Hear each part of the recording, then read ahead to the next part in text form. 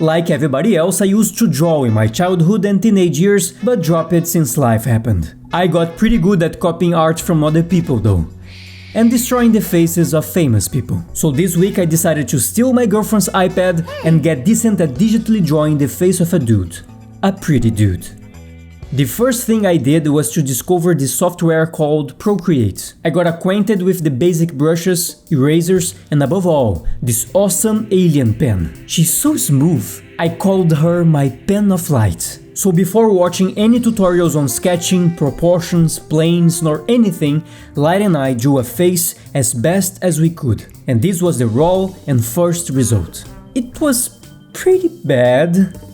So I began educating myself on what lines really are. See, most people, including myself clearly, we see lines the wrong way. People in real life don't have outlines to tell us where an eye ends and the nose begins, for example, as we are composed by forms and not by lines. I should avoid falling to the mistake of drawing symbols, which is something we are conditioned to do since we are children. Instead, I had to understand that the shape of an element is composed of even smaller shapes that together build the construction lines for that element. And this goes for the eyes, the nose, the mouth, and for everything else really. Lines can help represent a multitude of things, such as perspective, shadows, and planes. But the most important thing, lines represent different shapes. And so Light and I spent the first day getting used to perceiving and representing shapes instead of symbols, while also being mindful of how line weight at the right places would be paramount to represent the shapes three-dimensionally. But even with this basic knowledge, of course I still couldn't draw a portrait. It was useless to draw the elements of the face separately as they needed to be connected to themselves, you know, inside a head. And proportionally, otherwise I don't even want to think about the results. So there are several models to help finding the proportions of the human face and so constructing a lay-in, that is, a simplified version of the portrait. The one I chose to study was the one presented by Angel Ganev's tutorials. I've never talked to Angel myself, but I'm actually a patron of his and I highly recommend his content, both free and paid. So in his lay-in, the skull is represented by something approximating a sphere. The sphere is then lateralized by an oval, or two ovals depending on the angle. Think of it like a ball that is cut clean on both sides by a samurai sword. That makes it way cooler,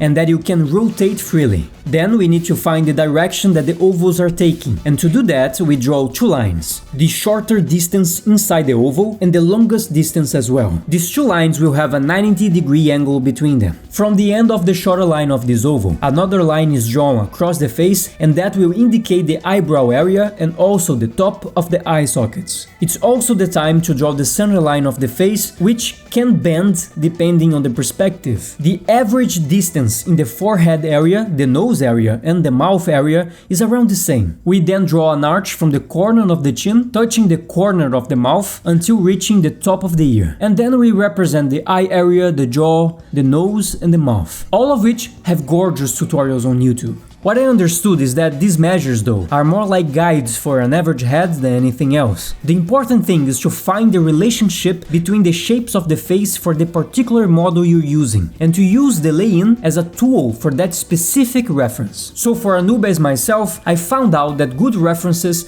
would be the ones focused on structure. Therefore, I worked on photos with higher contrast between lights and shadows, and only with male models, cause human females are too soft and pretty to stud structure. I've been told, at least, I wouldn't know. So for the next couple of days I spent most of my time drawing lay-ins of pretty dudes, and I made sure that since this stage the drawing already felt somewhat 3D. I did this until I felt that my lay-in was clean and closer enough to the reference to learn more about the next step, that being the planes of the head. Here's when my lack of basic anatomy knowledge punched me in the face.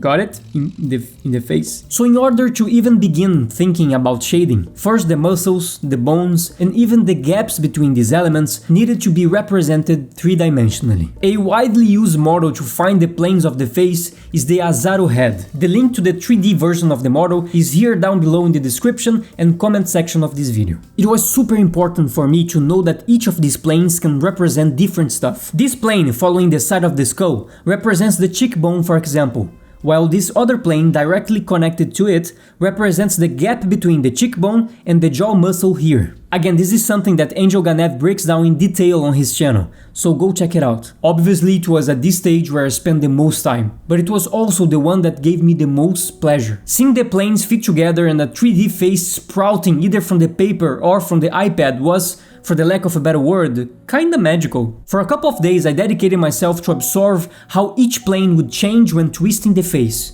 And also while changing the reference, as people have different jaws, noses, and so on. What I knew was, if I wanted to get into shading, the final result of my portrait was gonna be determined by how clear I could make this initial sketch to be. Honestly, I fear that thinking about shading at this stage was me going too far, as I'm very much a beginner in every way and should spend a lot more time working on those initial 2 stages. And I'll certainly do that. But I really wanted to start playing with lights and shadows, so I decided to stick to black and white painting. Colors right now would be too much for sure. As I came to discover, color tones in digital painting are called values. So in a black and white drawing, each shade of gray is a different value.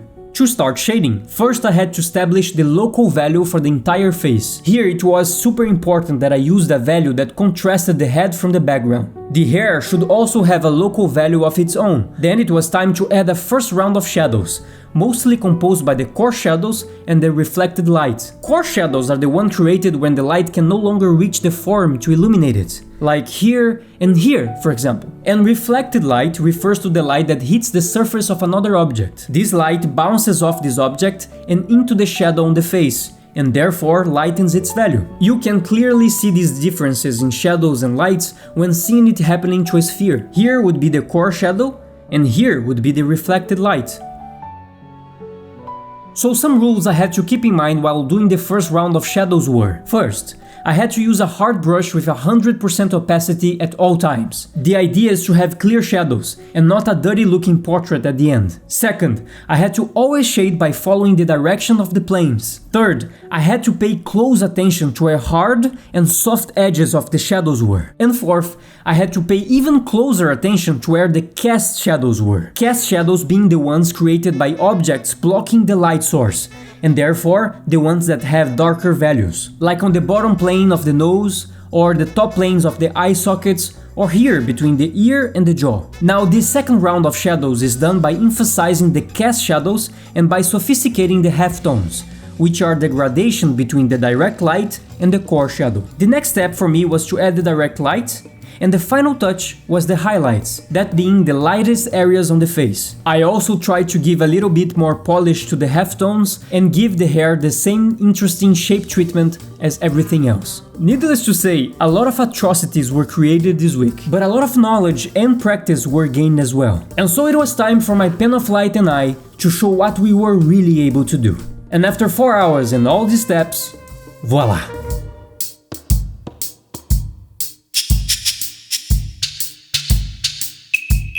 Guys, to me this is insane, and I'm actually super proud of myself. I honestly don't know if this is good enough or bad. I guess it depends if you have experience in drawing or not. I clearly need to study some more perspective and everything else really, but I'm really happy with the result. Thank you.